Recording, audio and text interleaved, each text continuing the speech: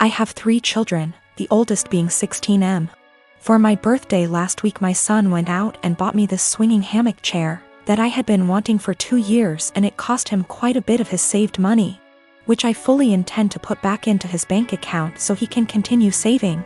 He was so excited to see me open this gift and couldn't wait to help me set it up. I told him he shouldn't have, that it was a lot of money, and his response was, "You never get anything nice. I wanted you to have it." And it was true.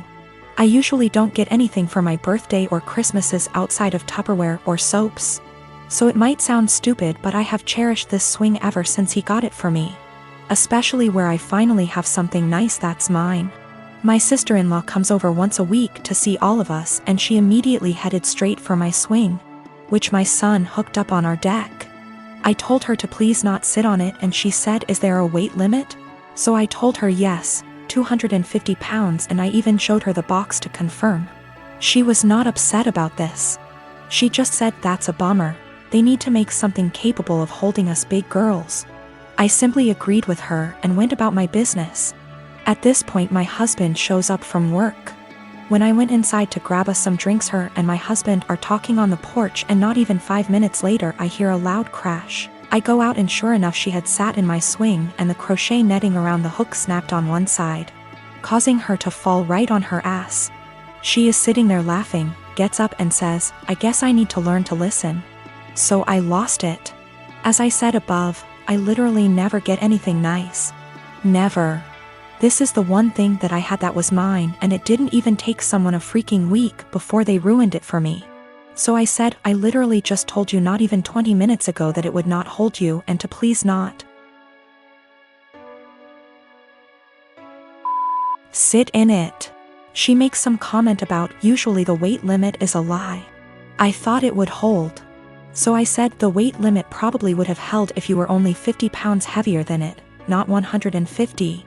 She is 420-ish lbs because she is one of those girls who eat food on camera for money, and she absolutely loves her weight. But regardless, instead of apologizing or offering to compensate me for my destroyed item, she has resorted to saying I'm a shitbag for making her feel like her weight is a problem and my husband is on her side.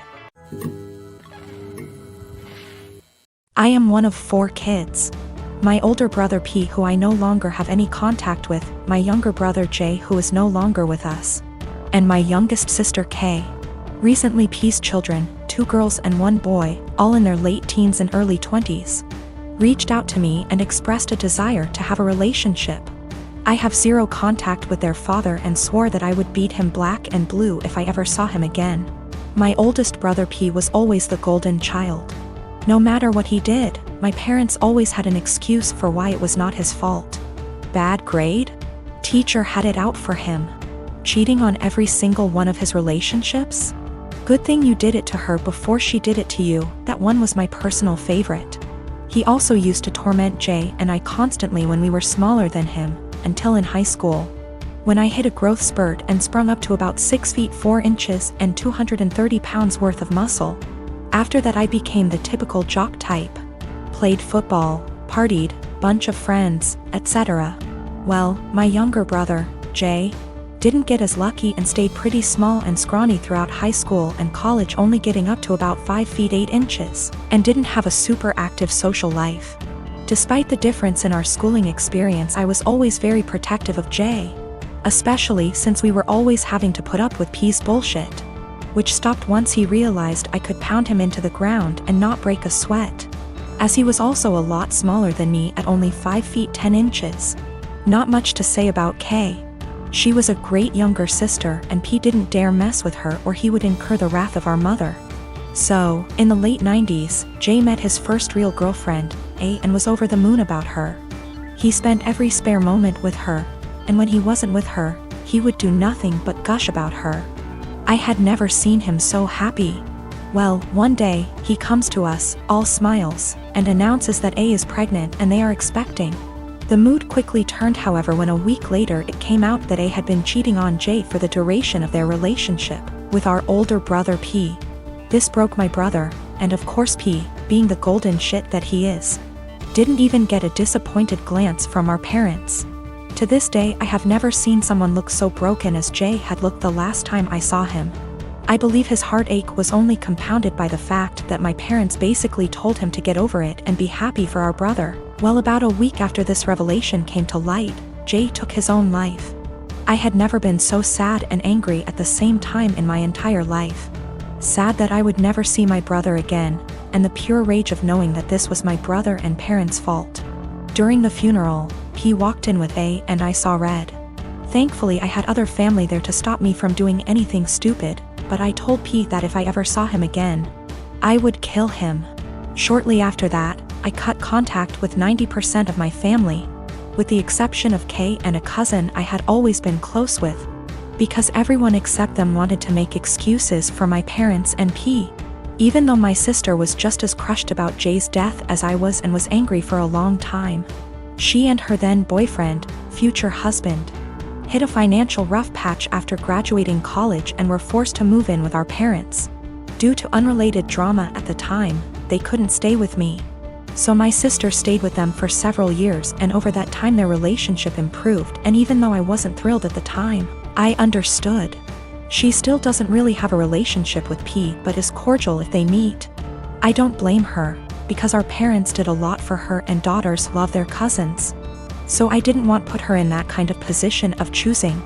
I never had any kids, and truth be told, I never wanted any. I much prefer the role of the fun uncle. Kay met a great guy and had 2 daughters, who I absolutely adore.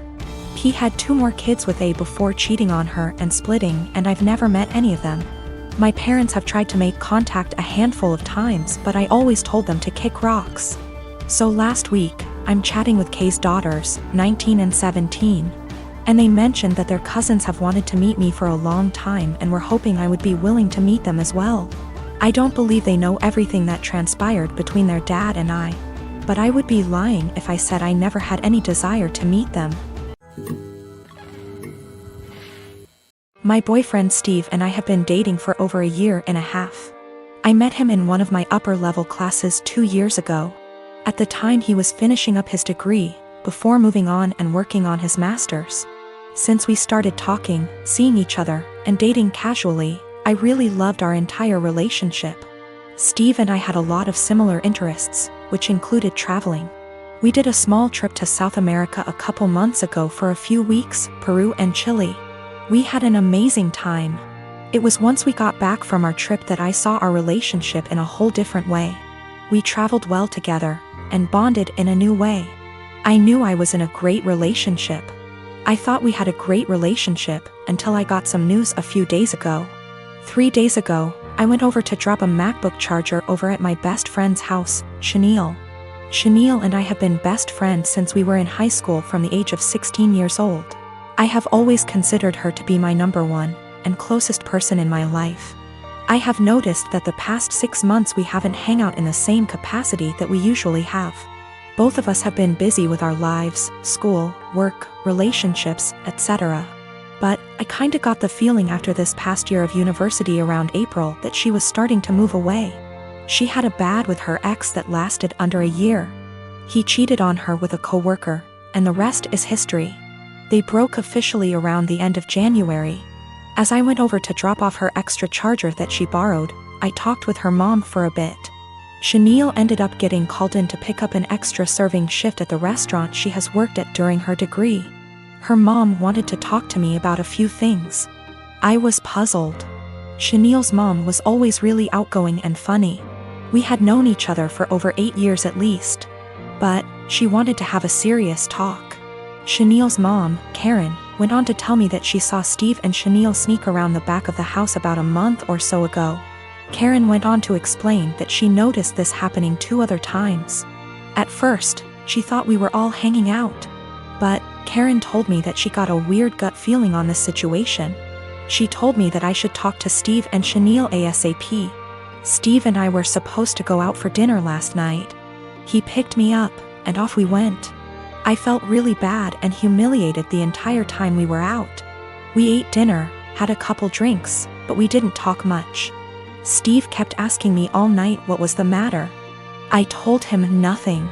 Finally, when we got back to my place, we sat in my room and I asked him and told him what Chenille's mom, Karen, is told me. He didn't answer. In fact, he went pale white. That gave me the answer I needed. I broke down and Steve tried to comfort me. I didn't want him touching me. I didn't even want to hear it. I told him to leave, but I basically had to force him to leave. I tried calling Chanel and texted her that I needed to talk to her. I got no response. Not one. Basically, 2 of the closest people I have had in my life betrayed me. This is so terrible and I feel so bad. I have like no one right now. I'm a professional ballet dancer for a living, but I also do some modeling in my spare time. Last weekend, I was doing a latex shoot. Before anybody says anything, it wasn't anything fetish-wise. It was just a shoot that called for wearing more uncommon types of fabrics. My outfit was a black full-body catsuit, so think of a skin-tight garment that covers from neck to toe, including gloves. If you've ever put on a wetsuit, then you can probably imagine how much of a pain it is. It's a pretty in-depth process that involves lots of baby powder, a lot of sweat, and some less than ladylike stances. Dressing usually takes anywhere from 20 to 25 minutes start to finish. I always dread it, but can't argue with the results. Anyway, my boyfriend was in my dressing room as I was getting changed. He doesn't always come along for shoots, but I needed him that day because my car is being repaired and we needed to go somewhere afterwards. His one kinda annoying thing is that he talks to me while I'm getting changed even though I very politely asked him to let me do it in peace. If I'm just putting on a dress or something less complicated, it's not a problem. But with latex, you have to concentrate, seriously. My facial expression is pretty similar to when I'm doing heavy leg presses or squats at the gym, so that the garment slips on correctly and, more importantly, you don't rip it. It's very easy to tear if you're not careful. And a full-body catsuit can cost upwards of $700 to $800 minimum. So as I'm struggling, may have been on the floor on my back with my feet up on a chair, pushing my butt up to get the garment over my hips, he won't stop talking. Come on, girl, you got this. Do you want help? I don't think you put on enough baby powder. Babe, you got this, get that big ass in there. And I politely asked him several times to just let me concentrate. He responds by saying, relax, I'm just trying to help, before patting me on the butt. I'd had enough. I demanded he stand outside because he was being super distracting and I couldn't afford to rip the garment. I didn't ask him to help because there's a technique to getting latex on and he doesn't have it.